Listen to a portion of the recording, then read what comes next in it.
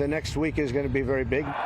Will the United States attack nuclear targets in Iran? I may do it. I may not do it. I mean, nobody knows what I'm going to do.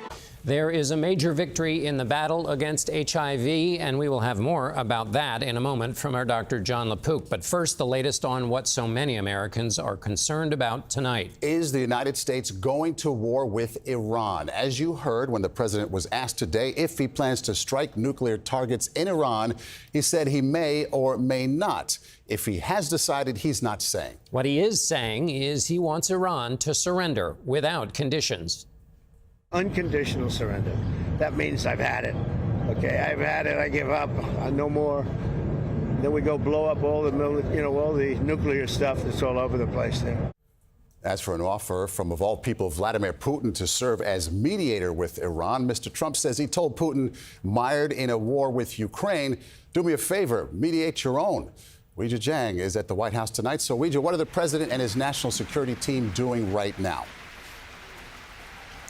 Well, Maurice, late this afternoon, all of them met in the Situation Room as President Trump continues to consider whether to join Israel in striking Iran's nuclear sites. Now, CBS News has just learned that last night Trump actually approved a plan to attack Iran, but he did not make a final call in case Tehran decided to abandon its nuclear program. In fact, today, Trump repeatedly insisted that he has not made a final decision and said the door is not closed to talking to the Iranians, who he says even offered to come here to the White House, although he added it's late in the game to try to negotiate. Trump says he does not want to get involved, but claims that Iran was just a few weeks away from having a nuclear weapon, something he has long said is unacceptable. That is the most specific time frame he has offered about Iran's nuclear threat, although the U.S. intelligence community has made a different assessment that they're not actively building a weapon.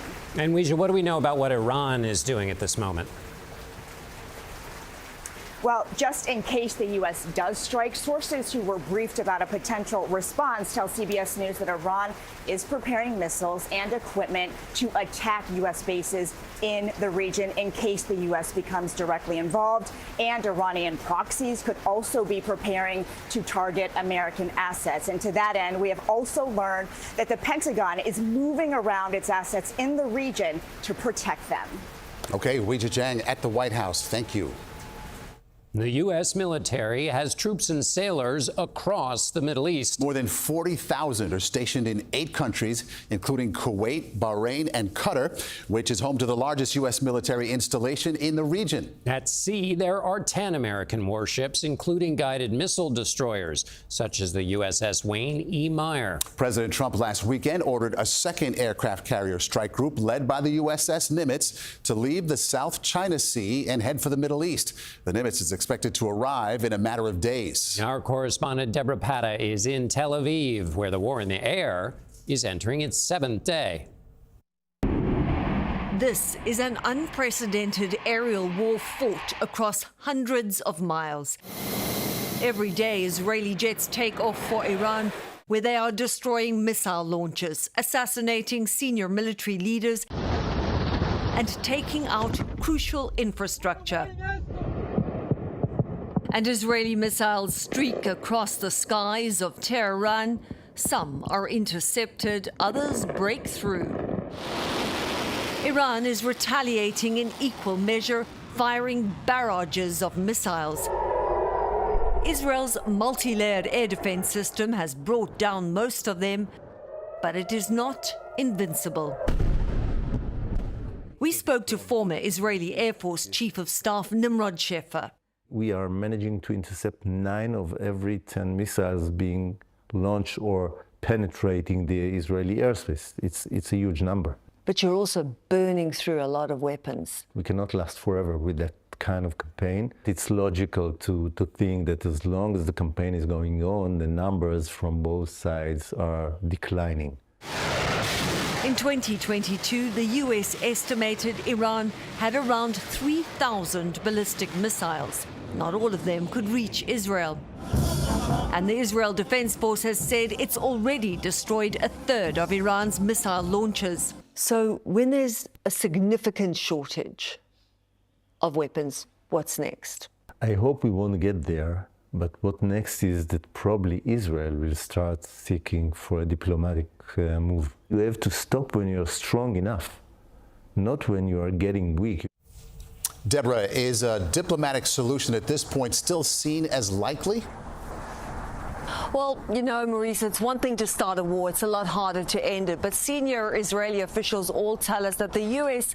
will play a decisive role in bringing this to an end. Either it steps in militarily to help Israel deliver that knockout blow to Iran's nuclear capabilities, or it could help find a diplomatic solution by bringing the two sides to a negotiating table. Both are up in the air. Deborah Pata in Tel Aviv. Thank you.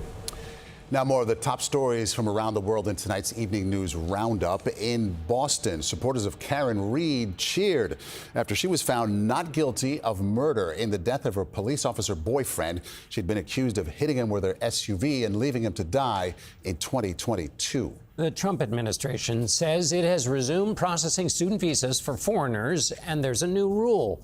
All applicants are now required to unlock their social media accounts to allow officials to look for posts that are hostile to the United States. Big news in the NBA. The Los Angeles Lakers are being sold for $10 billion, most ever for a pro sports team in the U.S. The Buss family, which has run the team for more than 45 years, agreed to sell a controlling stake to Mark Walter of TWG Global. And the Federal Reserve left interest rates unchanged today. The Fed says it now expects economic growth to slow to 1.4% this year and unemployment to increase to 4.5%. Inflation has cooled, but CBS News Money Watch correspondent Kelly O'Grady tells us the price of used cars is still rising.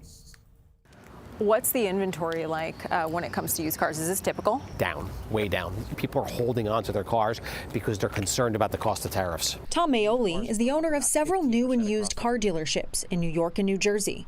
We first met back in December when tariffs were initially floated. We returned in April, just before those import taxes kicked in. He told us then customers had rushed in to buy new cars. Now, the focus is used cars. How has the demand for used cars changed with tariffs? Demand has gone up for used cars. People have decided that maybe they'll get into a used car versus a new car. A new survey from auto researcher Edmunds shows 58% of respondents are more interested in buying a used car because of tariffs.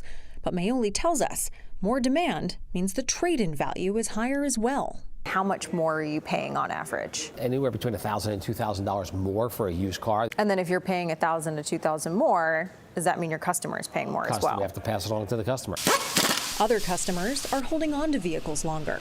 So how has the repair business been with the tariffs? Repair business is booming. People are trying to repair their cars to keep them on the roads versus buying new cars because the uncertainty of the tariffs right now. But auto parts aren't immune to those tariffs. The cost of repairs is up.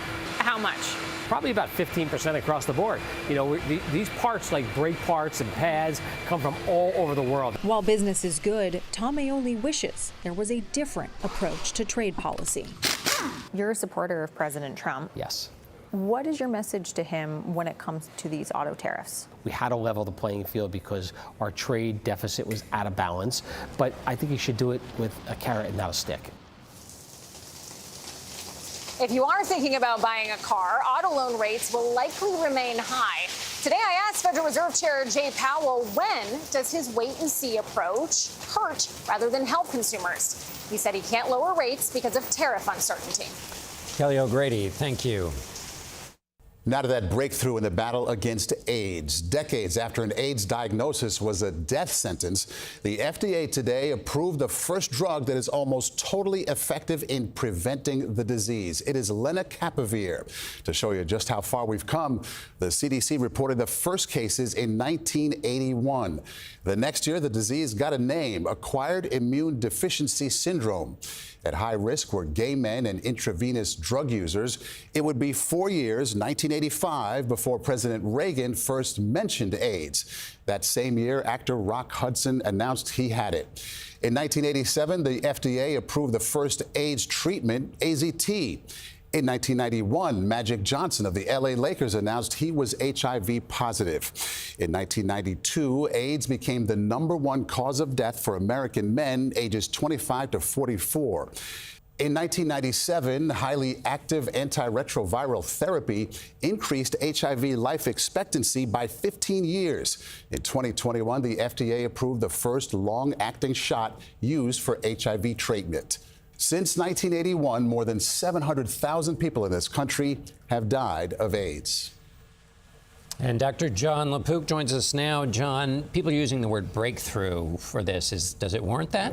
This is huge. I remember my first patient with HIV/AIDS, March of 1981, first bed on the left. He died, and so did every single patient with HIV I saw for years. Then we had these new drugs that were effective, and the concept of taking a pill every day to prevent HIV/AIDS. The problem was people weren't compliant. They weren't taking it. It was hard to get it to people, and there was a stigma associated with taking it. Now you have an injection twice a year that's more than 99.9% effective at preventing HIV/AIDS in people at high risk. What are the obstacles that remain here, John? We're hearing the cost is super high. Yeah, I spoke to a spokeswoman today from Gilead. She said it's going to be about $28,000 a year at list price.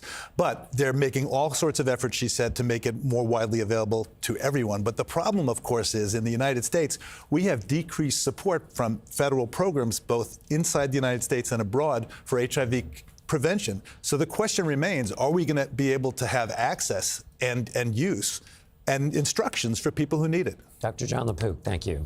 Still ahead on the CBS Evening News, Lonnie Quinn on severe weather in the Midwest, and it is heading to the East Coast. Also tonight, a Supreme Court ruling is a big setback for transgender rights. And this. I'm James Brown in New York City. I'll introduce you to a man on an emission mission. That's tonight's Eye on America.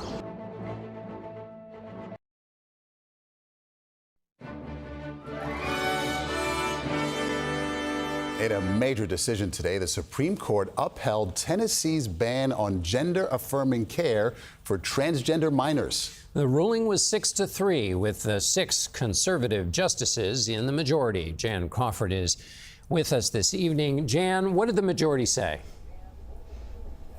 Well, John, first of all, this case came about when Tennessee, like dozens of other states, passed a law banning the use of puberty blockers, hormones, surgeries for children who may want to change their biological sex. A group of parents and children, the ACLU and the Biden administration sued.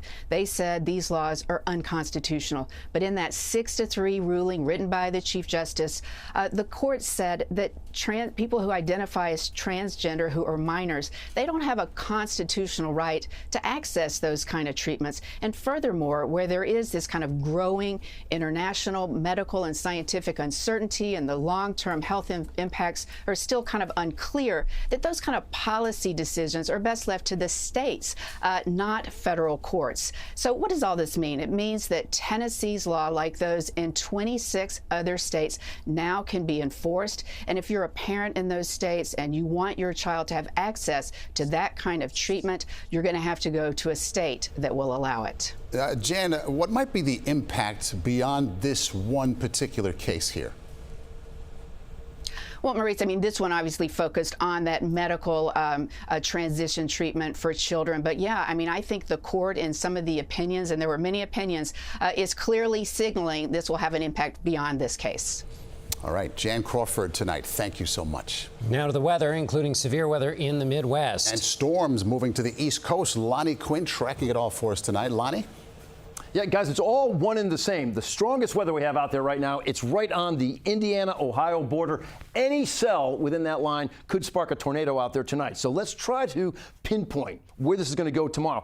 It's kind of easy to show you where it is now, where the toughest weather is. But what happens tomorrow? It pushes to the east. As it does so, especially during the daytime hours, with the heating of the day, it's going to be a hot one out there for the Northeast, and it arrives into the Northeast by tomorrow. So anywhere, it's not just the Northeast even. I'd go the Carolinas up to a place like Springfield, Massachusetts, could see severe weather tomorrow. But remember what this is. That's one side of the coin. Flip that coin over. It's all about the heat that will follow a few days later. So if we're going to talk Springfield, because you'll see a big change here. Springfield tomorrow could be setting a record. Big time heat and humidity, right? 95 degrees. Then you get to Friday in Springfield, Mass, 83. Still above average, but you see the drop, 95 to 83. That's the result of the cold front passing through. We're 86 on Saturday, 87 on Sunday. The big changes happen Monday, Tuesday, Wednesday of next week. You are 94 Monday.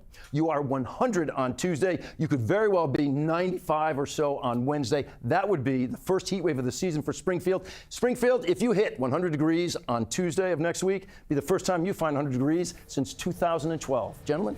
Lonnie Quinn. Thank you, Lonnie. They are helping to clear the air, and they're cleaning up while doing it. James Brown introduces you to the Idle Warriors. That's next.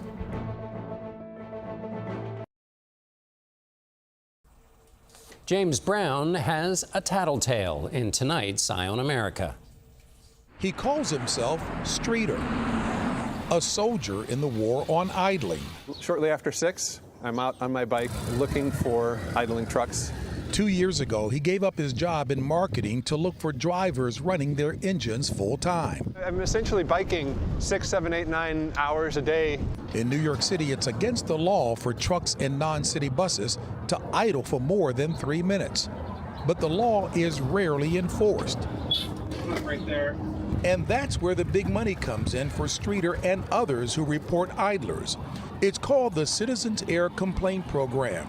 The person who sees a truck or bus idling records it, reports it, and keeps 25% of the fines, which typically range from $350 to $600. So what are you making, in excess of six figures in doing this? Yeah, it's in excess of six figures, yeah. It's a public health issue.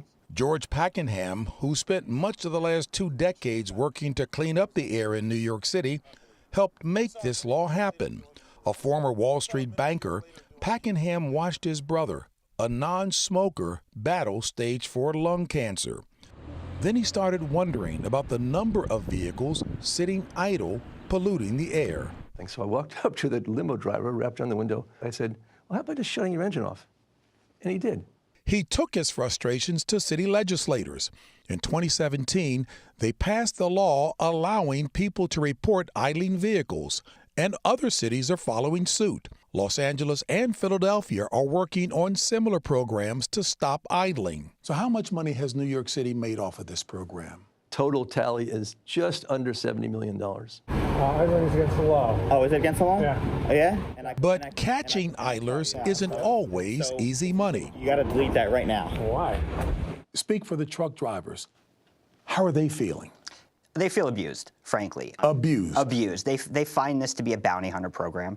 Zach Miller is a lobbyist for the Trucking Association of New York. From the citizen standpoint, they may say, there's an easy solution.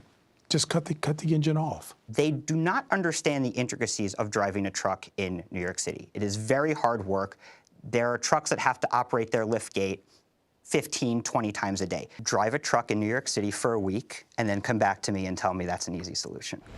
Would you like to stand behind a bus for 5 minutes and breathe? I don't think so. I don't think anyone would. For now, George Pakenham and the Idle Warriors are going full throttle, trying to clean up the air. For Eye on America, I'm James Brown in New York. This portion of the CBS Evening News is brought to you by ILEA HD. And that is the CBS Evening News for tonight. I'm Maurice Dubois. I'm John Dickerson. I'll see you soon on Evening News Plus, streaming on CBS News 24/7. And we'll be back right here tomorrow. Have a good night.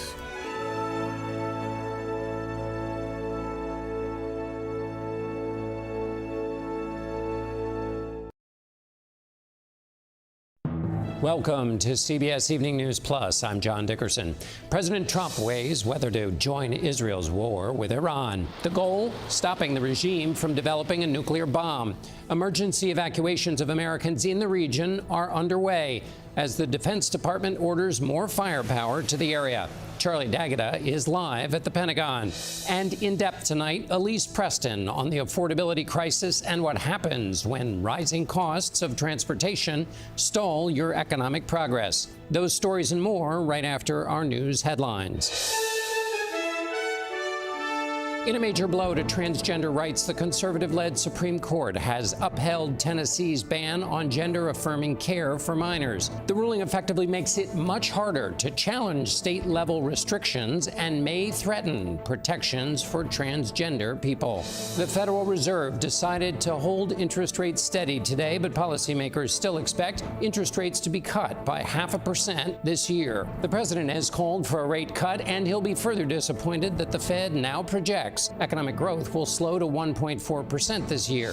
And a judge is expected to sign off on Purdue Pharma's nearly $7.5 billion settlement in the opioid crisis. The billionaire Sackler family and their company, which made OxyContin, are trying to avoid trials and claims from states that total more than $2 trillion in damages. If the judge approves the settlement, local governments and individual victims will have until the end of September to vote on whether to accept the deal.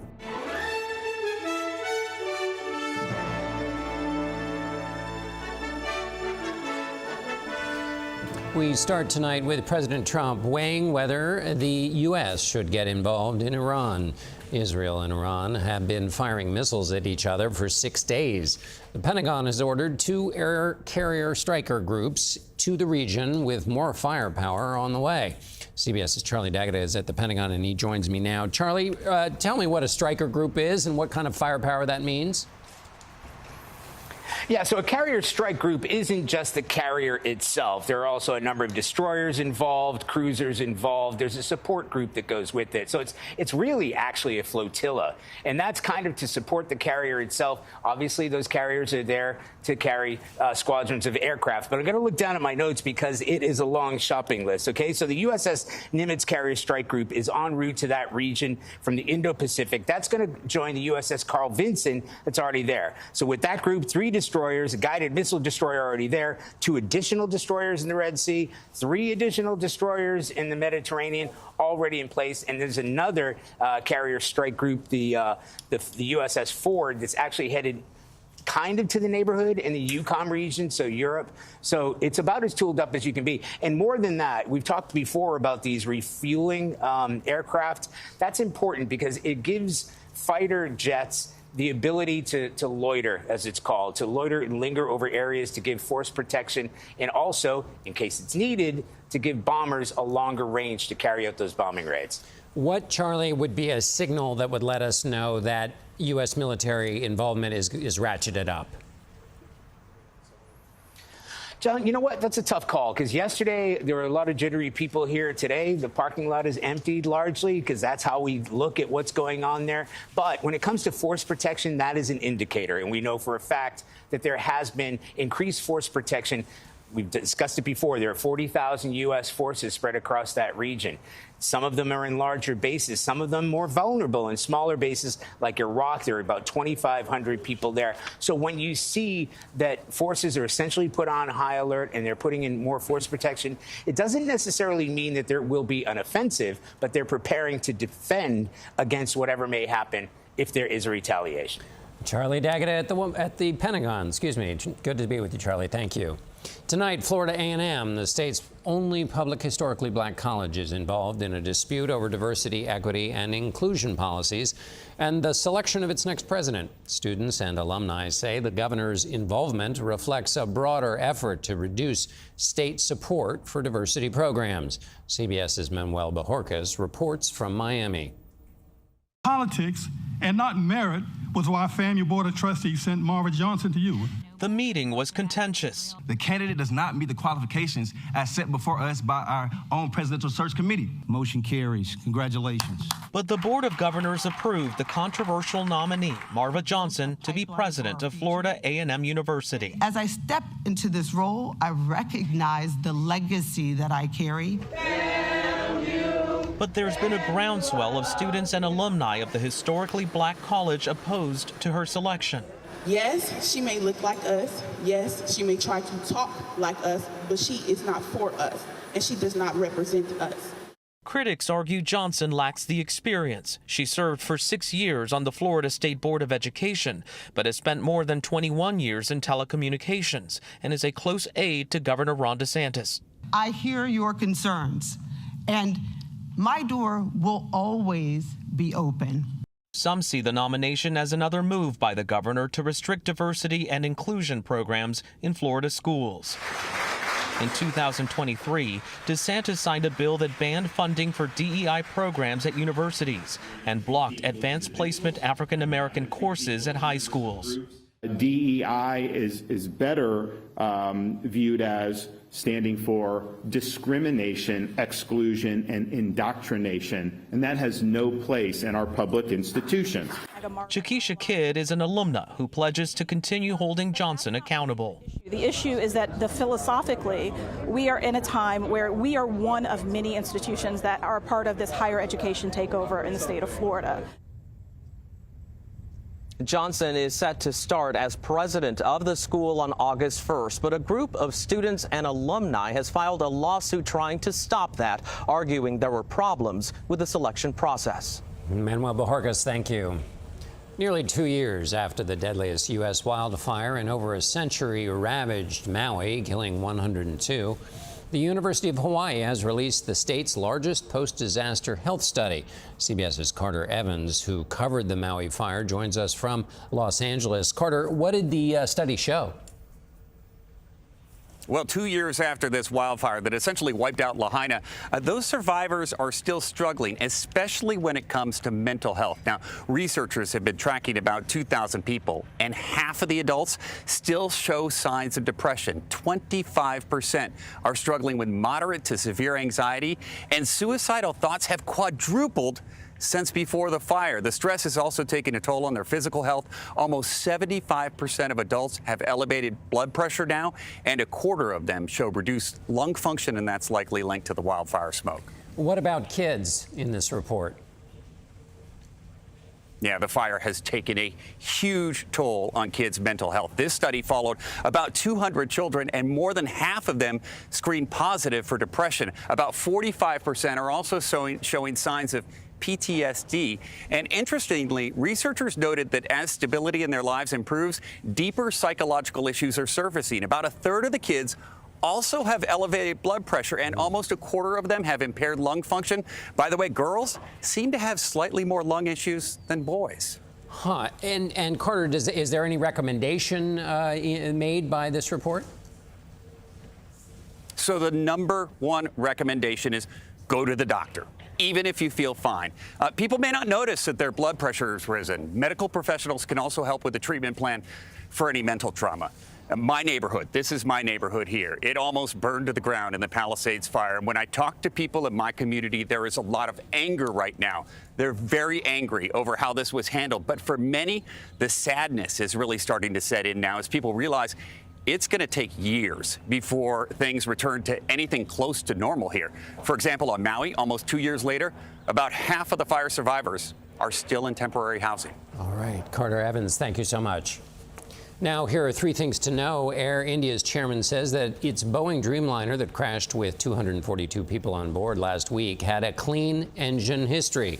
In an interview with the Times Now of India, he says the plane's right engine was new and installed in March, and the left engine was last serviced in 2023. The Wall Street Journal reports that investigators believe the plane had an emergency generator working at the time of the crash, a sign of possible engine failure. All but one of the 242 people on board were killed. The CDC says fatal overdoses from street drugs appear to be rising for the first time in more than a year. The number of overdoses projected over a 12-month period ending in January of this year is roughly 1,400 more than the same period recorded at the end of 2024. Researchers say this may be a sign that more potent fentanyl is once again being sold on U.S. streets. The eruption of a volcano in Indonesia has disrupted flights in the region. The volcano on Tuesday blasted a cloud of ash more than 6 miles high into the sky. The eruption of Mount Luatobi Laki-Laki left a coating of ash and dust on homes and roads. Coming up on CBS Evening News Plus, prices have skyrocketed since the pandemic. Tonight we go in depth into how soaring costs are pushing Americans out of basic needs, including how to get to work.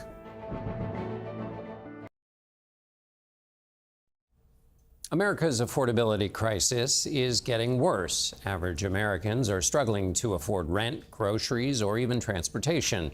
In tonight's In Depth, CBS's Elise Preston reports on the economic struggle many face to even leave their home. Getting to work is work for Francesco Andrade. He rides his bike, hops on a train, and then takes a bus every day. So an hour and a half each way. Yeah, half an hour to get just to downtown to get to the train station, and then another half an hour just from the train station to get here, and then I take the bus and I'll take me straight to my job. I would do this journey every day just to get my family, through. His 20-mile journey was easier when he had a car, but after a crash, fixing it just cost too much. It's almost like a struggle every paycheck. Andrade is the sole provider for his family. To cut down on childcare costs, his wife stays at home with their young son. It's heart-wrenching, because it makes me feel like I'm not enough, as a human, like I'm not really doing much. Their struggle mirrors millions. 1 in 3 California families cannot make ends meet or afford basic needs like rent, groceries, and gas. United Way CEO Pete Monzo says the striking numbers are just a snapshot of a national problem. It's a crisis we've been living with. It's like we're running a high fever, right? We have too many households where people are working hard and they can't earn a decent standard of living. One of the biggest challenges, access to transportation. AAA says the cost of owning a new car, payments, insurance, maintenance, and fuel is more than $12,000 a year for the average American household. That's a lot of money. You're basically saying to a family, it's going to be $1,000 a month or more to get to and from work, get to and from school. The cost may not be as high in some states, but nationwide, with inflation, the financial burden is steadily rising for transportation, along with housing and childcare. What would you say to people who say, well, just move? For any one family, that might be a decent idea, but it's pretty disruptive to just pick up and leave all your other family relationships and all your community ties to move somewhere to make it cheaper. Expecting them all to move somewhere cheaper doesn't make sense. To bring costs down, experts suggest paying off your car loan and keeping up preventive maintenance.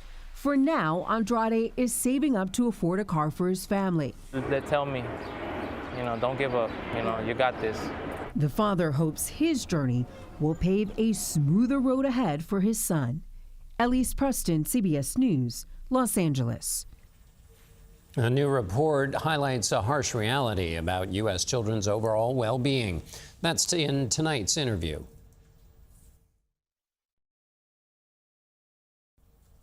A new report looking at the overall health of America's children shows progress and setbacks. Child poverty is declining, but the 11 million living below the poverty line still struggle with mental health and academics. For more on the results, we are joined by Leslie Boissiere, a vice president at the Annie Casey Foundation, which authored the study. Leslie, thank you for being with us. Let's start with the 4 specific areas that the study looked at. What are they, and why are those the important areas to look at? Thank you. So we measure child well-being in 4 areas, as you mentioned: education, economic well-being, health, and family and community, because we know that all those areas are interconnected and that they're all critically important to the well-being of children. The economic security of family has a direct bearing on whether or not children can do well in school. The health of children has a direct bearing as well. So over time, we've come up with a set of indicators, 16 indicators, that are a comprehensive look at the well-being of children. And it's a mixed bag. Tell us about that mix in terms of the results overall. Yes, so we are making progress, is the good news, but not in all places and not for all kids. We are seeing the most challenges in the area of education. 3 of the 4 education indicators have shown decreases since 2019, which is the period that we have data for. The number of 3- and 4-year-olds not in early childhood education programs has declined. 4th grade reading and 8th grade math proficiency also continues to decline. We know that kids struggled during the pandemic, and we saw losses during that time period. And unfortunately, those declines are continuing. The area where we've seen the most growth is in family and community, where 3 of the 4 indicators have gotten better. There are more parents who have secure employment. There are fewer children living in a household where a parent doesn't have a high school diploma. And we're at an all-time low in terms of teen births. So we are seeing some areas of progress. But again, there are some real challenges, particularly in the area of education. And the report also found that more young people are dying compared to 2019. What accounts for that? Yes, it is absolutely devastating that child and teen deaths have increased by 18% since 2019. We know that children and young people in this country are facing a mental health crisis, and we know that far too often they're subject to violence in their communities. It's critically important that children and families have access to mental health supports in their communities and in their schools. If we address poverty, if we address physical and mental health and gun violence and substance misuse, then we can make sure that our kids are safe. Leslie, we have just about 30 seconds left. Give me a few of those other basics that kids need to thrive in the world today. Students have to have their basic needs met. Kids need to have enough to eat. They need stable housing. They need health care. We know that when those basic needs are met, that not only do kids thrive, but communities thrive, and that our country is stronger. So an investment in children isn't just the right thing to do. It is an investment in our country. Leslie Boissiere of the Anne E. Casey Foundation. The report is fascinating. Thank you so much for joining us tonight. Thank you for having me. The weight of presidential decisions, that's ahead in my reporter's notebook.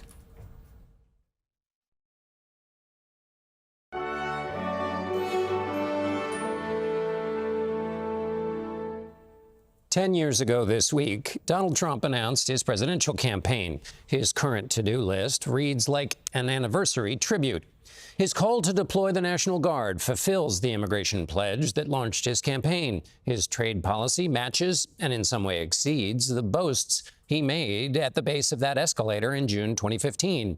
And on foreign policy, President Trump now faces the kind of judgment call he built his campaign around criticizing. That test: should the United States commit to military action in the Middle East based on ambiguous intelligence about a country's weapons capabilities? As a candidate in the 2016 race, Trump didn't just say George W. Bush got it wrong. He accused the former president of willfully misleading the nation. They lied. They said there were weapons of mass destruction. There were none, and they knew there were none. Now, President Trump is weighing whether to support Israel in a strike on Iran's nuclear program. Like Bush and Iraq, the case follows a failed diplomatic track and a public claim that the adversary is lying. And as with Iraq, the intelligence remains murky. I don't care what she said, the president said of his director of national intelligence, who testified that Iran wasn't building a bomb. I think they were very close to having it. Trump now faces the same two-level decision Bush did. What are the facts, and what level of threat justifies war? The use of force can hinge on more than new facts, but a president's change tolerance. Trump is expressing that out loud. This is the difference between campaigning and governing. Trump is now experiencing the complexity of the job and the speculation about what may be motivating him. Israeli intelligence, presidential ego, or divine inspiration, as Ambassador Mike Huckabee recently suggested. Now the burden he once mocked belongs to him, and the clarity he demanded from others does not come so easily.